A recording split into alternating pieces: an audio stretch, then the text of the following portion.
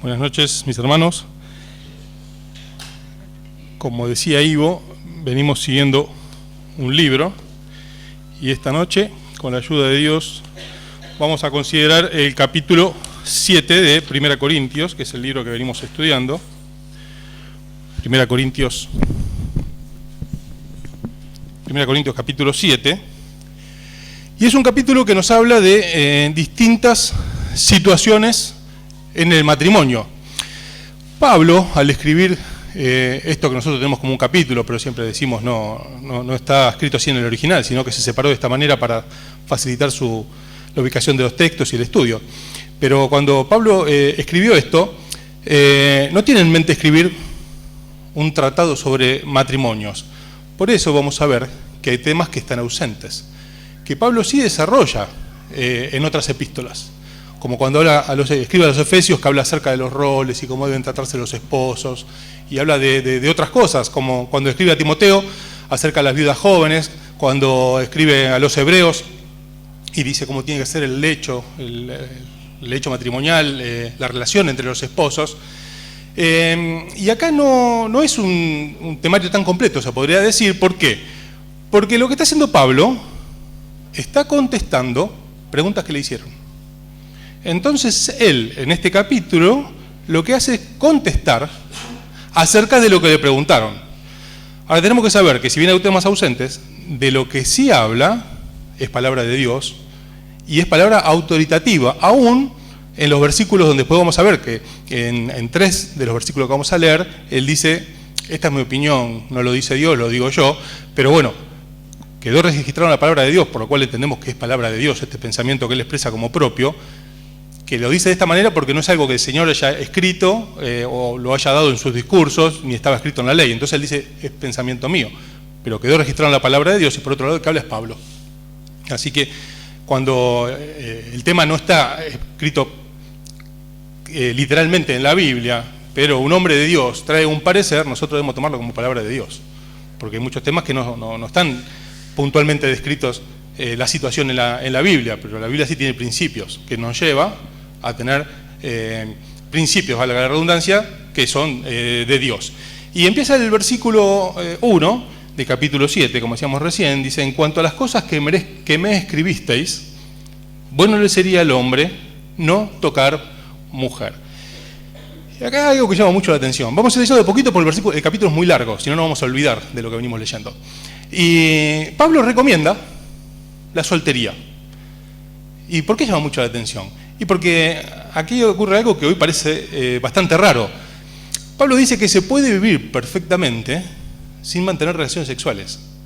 Algo que en el mundo de hoy parece una locura. La sociedad en la que vivimos hoy bombardea todo el tiempo con la idea de que es necesario tener una vida sexual activa y cuanto antes mejor. Vemos incluso cantantes que el público al que apuntan son preadolescentes y las letras son totalmente sensuales, algo totalmente fuera de edad.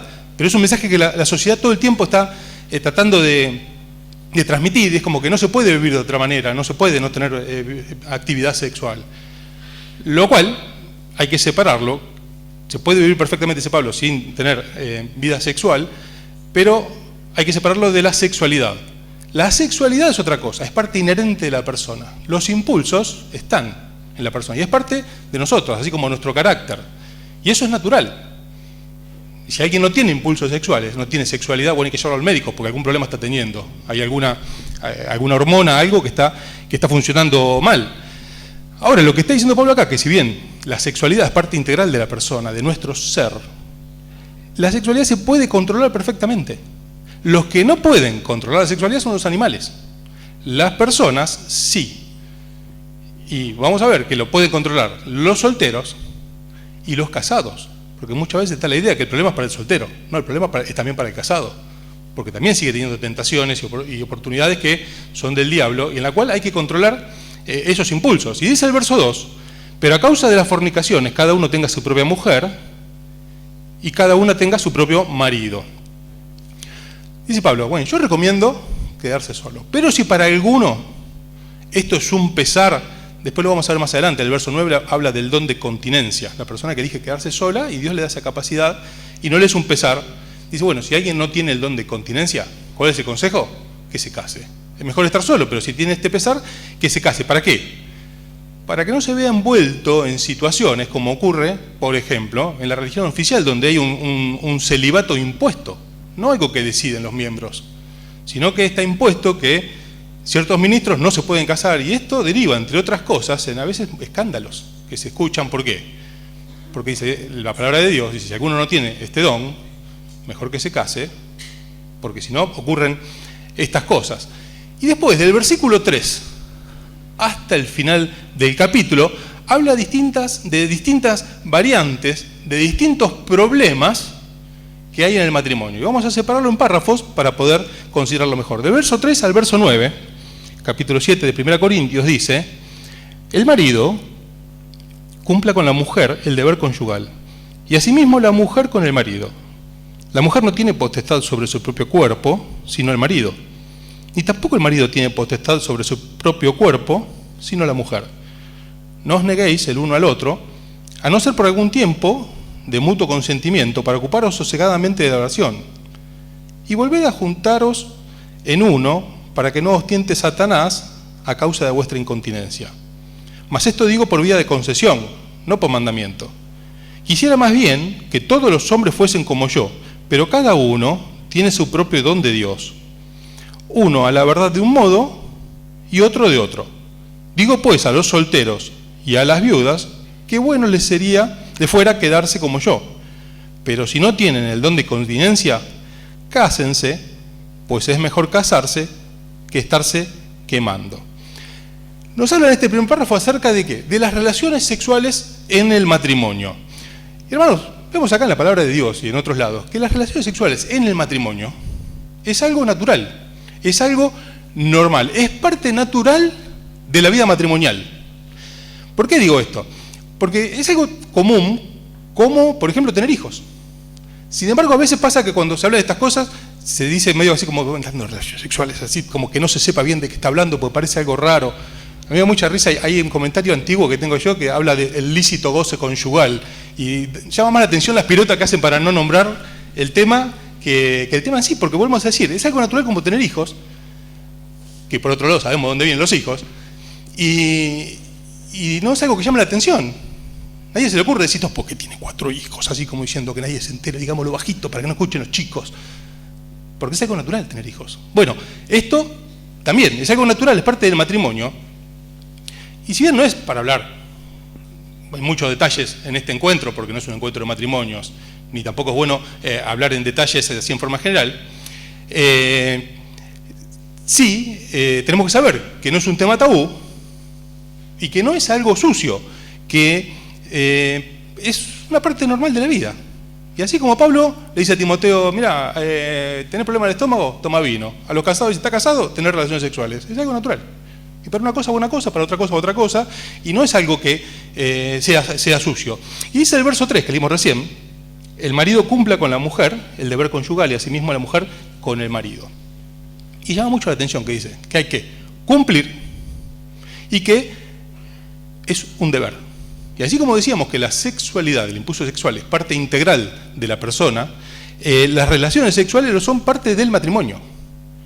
Es algo que es natural del matrimonio. Si no las hay al menos un problema. Pueden ser más, pero hay que buscar cuál es el problema. Porque lo natural es que, así como cansa de impulsos, que haya esta actividad íntima en el matrimonio. Y dice que es un deber que tenemos los esposos y las esposas hacia el otro cónyuge. ¿Por qué? Porque nosotros no somos dueños de nosotros mismos, así como no somos dueños tampoco de nuestro cuerpo. Por lo tanto, no se puede negar al otro cónyuge, no se puede negar por desinterés, no se puede negar por descuido y mucho menos se puede negar por extorsión. A veces ocurre que se toma como una medida de fuerza, como una especie de piquete. Ante un desacuerdo decimos, bueno, suspendemos, así afloja. No, de ninguna manera. ¿Por qué? Porque esto trae problemas. Y el tema de estos problemas es que con el tiempo se van agravando, no se van a solucionar solos. Son problemas que traen problemas más serios. Y en algún caso puede llegar hasta la separación de la pareja. Por eso no hay que negarse ni por descuido, ni por desinterés, y menos que menos por extorsión. Ahora, hay algo que hay que tener en claro. Y es que, si bien dice que el cuerpo del esposo es de la esposa y viceversa, es muy importante recalcar que nada que la otra persona no quiera, nada que a la otra persona la incomode, nada que la otra persona no disfrute, tenemos que hacer. Algo que la otra persona no quiera, que uno de los dos no quiera, que algo incomode o que algo no disfrute, no hay que hacerlo. No significa ser dueño del cuerpo del otro, que podamos hacer estas cosas, porque no es así. Y acá se nota que Pablo está respondiendo preguntas. ¿Por qué? Porque, como decíamos antes, si fuese un tratado, habría algo incompleto. ¿Por qué? Porque dice que pueden suspenderse temporalmente para un periodo de oración, para ocuparse sosegadamente de la oración.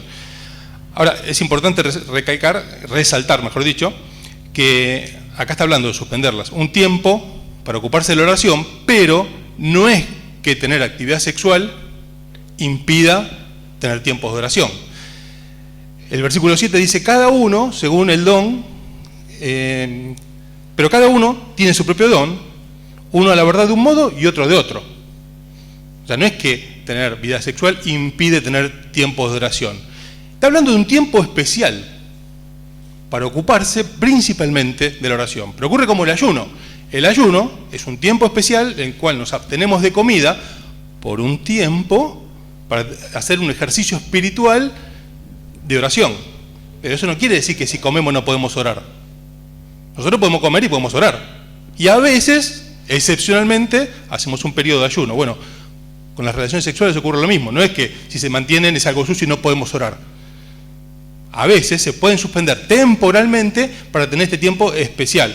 Y decíamos que se nota que está respondiendo preguntas, porque sería incompleto, porque nombra un motivo. Se ve que le preguntaron si se pueden suspender por este motivo. Pero no nombra otras circunstancias, como la edad, como la enfermedad, como distintas situaciones que a veces imposibilitan o física o emocionalmente mantener relaciones sexuales. Y esto puede ser que por algún motivo, decíamos, de edad, de enfermedad o cualquier situación que la pareja o la persona pueda estar pasando, esta imposibilidad puede ser temporal o puede ser permanente. Puede que se suspenda definitivamente. Y se puede vivir perfectamente. Como decíamos antes, aunque afuera se diga que no, se puede vivir perfectamente. Y bueno, Pablo no nombra estos otros motivos, ¿por qué? Porque está contestando lo que le preguntaron. Ahora, si no es por algún motivo, como estos que decíamos, de fuerza mayor, de enfermedad, de alguna situación especial, no se puede negar. ¿Por qué? Bueno, primero porque Dios lo dice, y después porque es peligroso. Después porque es peligroso, porque si bien no lo justifica, tampoco ayuda negarse uno al otro en situaciones que pueden derivar en, por ejemplo, el adulterio. Allí el apóstol le dice a los Romanos, capítulo 14, verso 13, nadie ponga tropiezo o ocasión de pecar al hermano. Entonces no es que está justificado el pecado, pero tampoco ayuda. Entonces no hay que negarse uno al otro. ¿Por qué? Porque es peligroso y porque está la posibilidad, no lo digo yo, lo dice la palabra de Dios, que nos estemos quemando, y está hablando de pasión, que nos estemos quemando de pasión. Y bueno, y mucho más nos vamos a aclarar, porque vamos a decir, no es el ámbito ni el lugar para hablar mucho más de eso, pero seguimos los versículos 10 al 24, donde habla de separación y divorcio. Y a partir del verso 10 dice, pero a los que están unidos en matrimonio mando, no yo, sino el Señor, que la mujer no se separe del marido. Y si se separa, quédese en sí casar o reconcíliese con su marido. Y que el marido no abandone a su mujer. Y a los demás yo digo, no el Señor, si algún hermano tiene mujer que no sea creyente y ella consiente en vivir con él, no la abandone. Y si una mujer tiene marido que no sea creyente y él consiente en vivir con ella, no la abandone. Porque el marido incrédulo es santificado en la mujer, y la mujer incrédula en el marido, pues de otra manera vuestros hijos serían inmundos mientras que ahora son santos. Pero si el incrédulo se separa, sepárese, pues no está el hermano o la hermana sujeto a servidumbre en semejante caso, sino que a paz nos llamó Dios. Porque ¿qué sabes tú, oh mujer, si quizá harás salvo a tu marido? ¿O qué sabes tú, oh marido, si quizá harás salvo a tu mujer? Pero cada uno, como el Señor le repartió y como Dios llamó a cada uno, así haga. Ordeno esto en todas las iglesias. ¿Fue llamado alguno siendo circunciso? ¿Qué es el circunciso? ¿Fue llamado alguno siendo incircunciso? No se circuncide. La circuncisión nada es y la incircuncisión nada es, sino el guardar los mandamientos de Dios. Cada uno en el estado en que fue llamado, en él se quede. ¿Fuiste llamado siendo esclavo? No te dé cuidado, pero también si puedes hacerte libre, procúralo más. Porque el que en el Señor fue llamado siendo esclavo, liberto es del Señor. Asimismo, el que fue llamado siendo libre, esclavo es de Cristo. Por precio fuisteis comprados, no os hagáis esclavos de los hombres.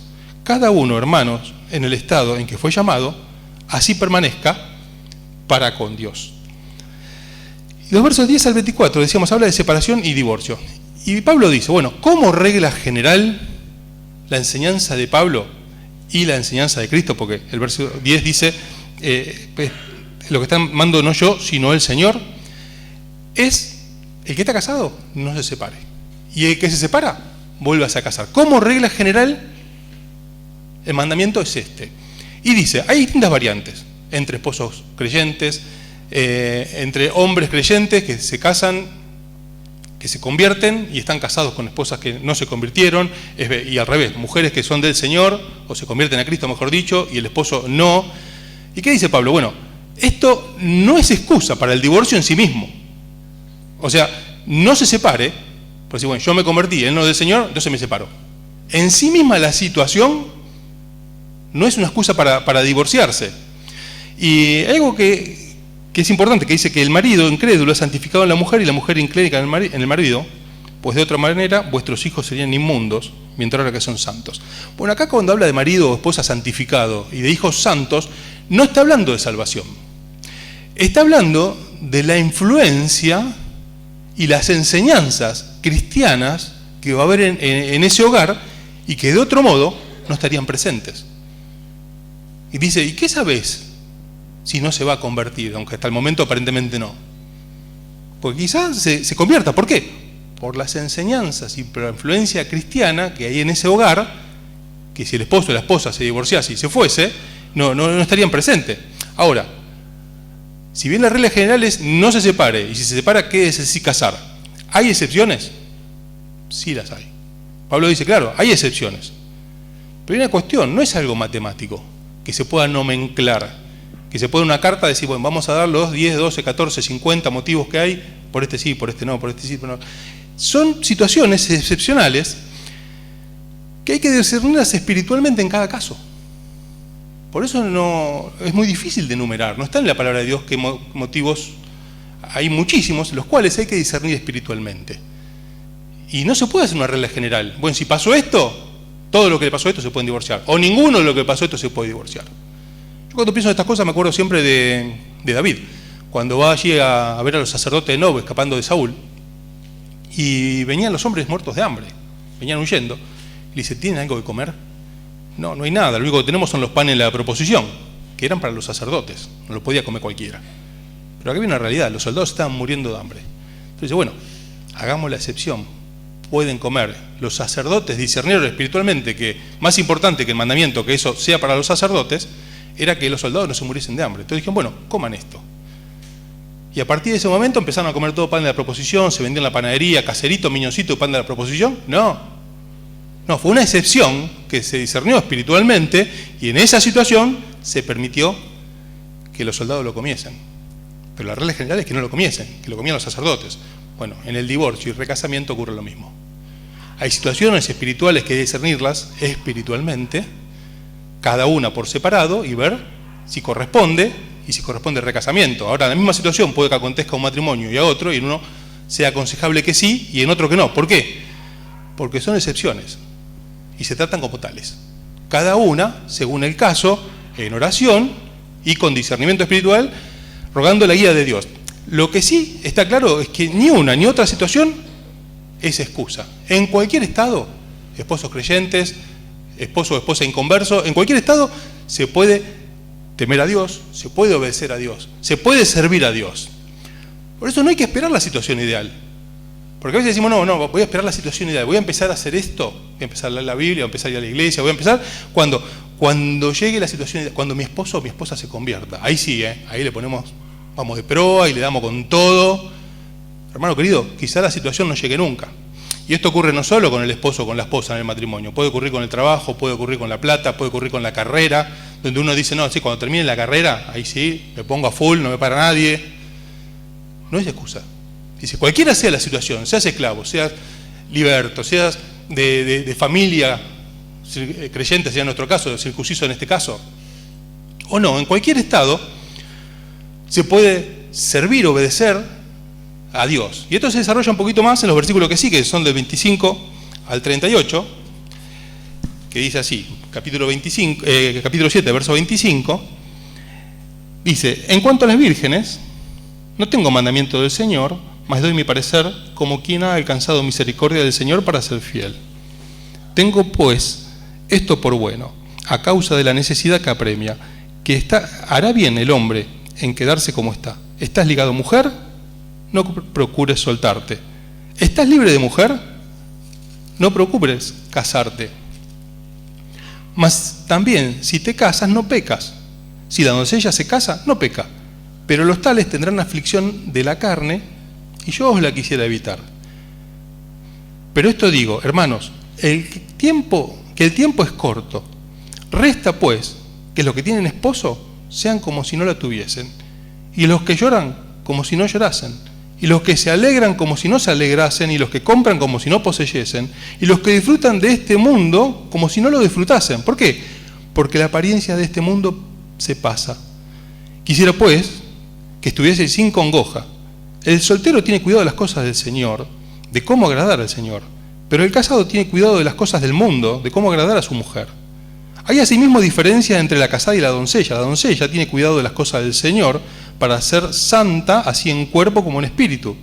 Pero la casada tiene cuidado de las cosas del mundo, de cómo agradar a su marido.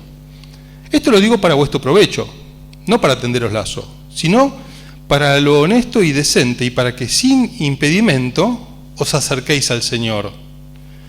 Pero si alguno piensa que es impropio para su hija virgen que pase ya la edad y es necesario que así sea, haga lo que quiera, no peca, que se case.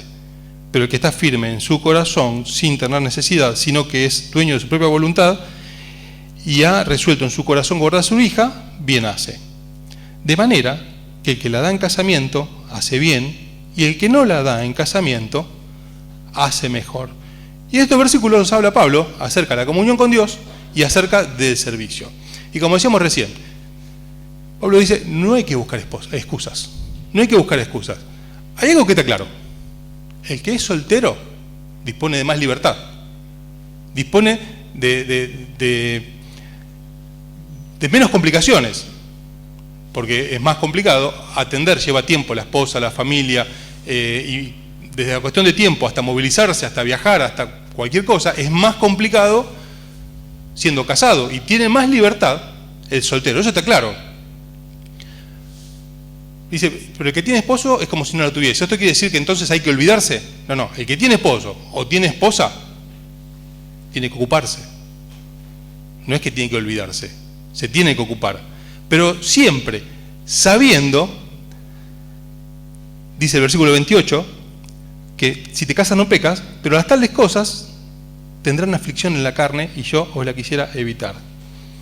Y el 32 también dice, quisiera pues que estuviese sin congoja, sabiendo que el casado tiene un trabajo extra, tiene más limitaciones.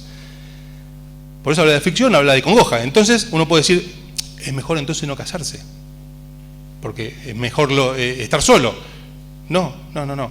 El matrimonio es un proyecto de Dios, no es idea nuestra. Si bien el soltero tiene más libertad y el matrimonio lleva trabajo, hay que ocuparse y trae congoja y trae aflicción por las dificultades que conlleva la vida matrimonial, la crianza de los hijos y tantas cosas que vienen con la vida familiar, el matrimonio es un diseño de Dios y hay algo maravilloso, que es figura de la unión de Cristo con la iglesia. Mire usted si no es algo maravilloso. ¿Y el soltero tiene más libertad? Claro que sí. ¿Y el casado? Y el casado tiene una bendición enorme. Poder ser parte de un matrimonio que es figura de la unión de Cristo con la iglesia, siempre teniendo en cuenta tanto el soltero como el casado, como dice el principio del verso 29. Pero esto digo, hermanos, que el tiempo es corto. El tiempo es corto y que el mundo va a pasar.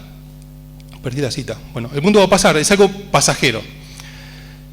Entonces, si bien decíamos, el soltero tiene menos ocupaciones, tiene más libertad, el casado sí dispone de otras oportunidades que el soltero no dispone. ¿Cuáles son?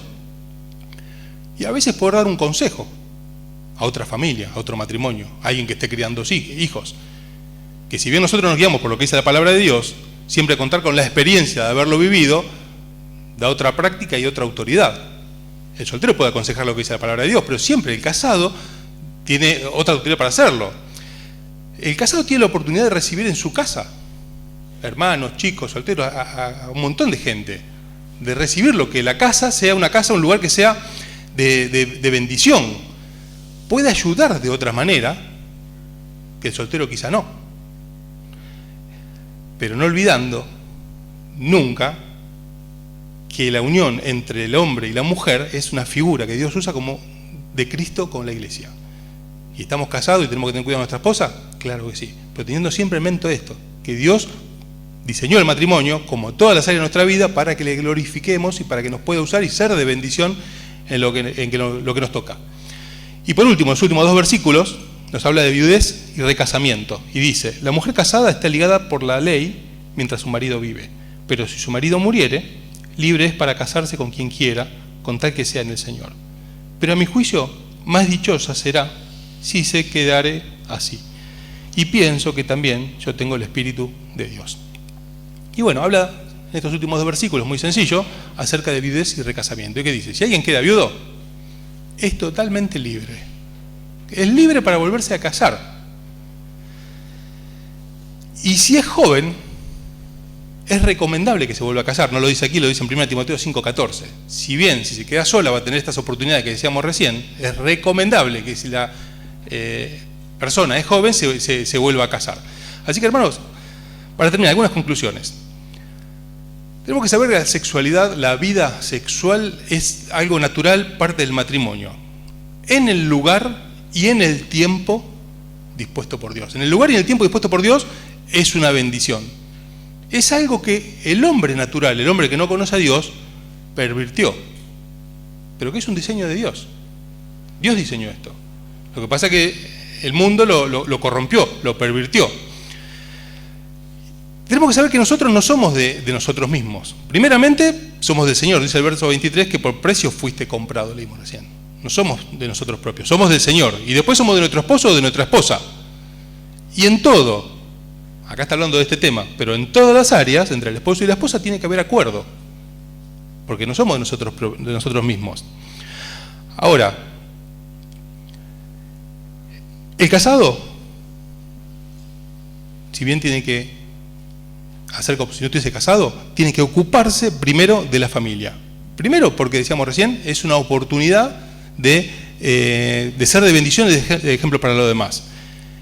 Y después, porque si no nos ocupamos los casados, de nuestro esposo, de nuestra esposa, la consecuencia es que el matrimonio se malogre y atrás de un matrimonio que naufraga, posiblemente naufraguen las otras cosas también. Y después naufrague el servicio y muchas cosas que se ven arrastradas por esto. Y hay situaciones que son más favorables, pero tenemos que saber que tanto el soltero como el casado, el libre como el esclavo, el de familia creyente o el que se convirtió ahora y es el único creyente de la familia, tiene que temer, tiene que obedecer y tiene que servir a Dios. Y que no podemos esperar la situación ideal, porque posiblemente esta situación no llegue nunca. Entonces tenemos que saber que el tiempo es poco, que el mundo pasa, y que en la situación que estamos, que Dios permitió en nuestra vida, tenemos que ocuparnos de estas cosas, con un objetivo claro, que es glorificar a Dios en nuestra vida y servirle en cualquiera sea la circunstancia que Dios permita en nuestra vida. Porque a veces nos ocupa la cabeza, el tiempo, la dificultad que estamos viviendo y nos olvidamos que Dios está tras de estas cosas. Dios permitió no solamente estas situaciones, sino también situaciones de falta de trabajo, de salud o de tantas que nos tocan atravesar y en las cuales el desafío es seguir temiendo, obedeciendo y sirviendo a Dios. Así que, hermanos, para terminar, como cantamos tantas veces, cantamos desde el fondo del mar, del más alto lugar, el soltero, el casado, el esclavo, el que tenga problemas de distintos tipos, te alabaré. No hay motivo para no hacerlo. Si no hacemos alguna de estas cosas, son excusas nuestras. Tenemos que saber que no son limitaciones. Tenemos que tener en cuenta que el tiempo es corto, que el mundo pasa y que tenemos que ocuparnos de lo importante y tenemos que ocuparnos de lo eterno. Que así sea, hermanos, para bendición nuestra, para la gloria de Dios y para que Dios nos pueda utilizar en cualquiera sea nuestra situación. No solamente conyugal, si estamos casados, si estamos solteros, sino en la situación que Dios permita vivir. Oramos a Dios, Padre del cielo, cuántas gracias te damos por tu palabra. Gracias porque en ella podemos ver tu corazón amoroso y podemos ver también, Señor, nuestra situación. Cuántas dificultades a veces se presentan y parece que no sabemos cómo reaccionar, pero gracias que en tu consejo podemos ver qué es lo que tú tienes preparado para nosotros y la posibilidad que siempre tenemos en Cristo de llevarnos siempre en triunfo, Señor, para poder servirte, para poder temerte, para poder obedecerte. Ayúdanos a cada uno de nosotros, Señor, a esperar en ti, a confiar, sabiendo que tú estás sobre todos los asuntos de nuestra vida, para que en toda circunstancia podamos buscarte, aprovechar el tiempo, Señor, que es corto, y de esta manera tú nos bendigas y podamos ser de bendición. Gracias por tu palabra, gracias por tu consejo. Gracias, Señor, por los matrimonios de la iglesia. Rogamos tú los bendigas, los afirmes en ti, puedan ser de bendición para los demás, para los jóvenes, para la iglesia, para la gente que se acerca a Cristo. Gracias por los solteros, Señor, por el tiempo que tú les das para servirte, para ocuparse de tus cosas. Tú bendigas a cada uno, Señor, en su situación, a cada uno según el don que tú has dado. Danos el ser de mutua edificación y ser de bendición para los demás. Oramos agradecidos por este tiempo, por poder abrir tu palabra. En el nombre de Dios Jesucristo lo hacemos. Amén.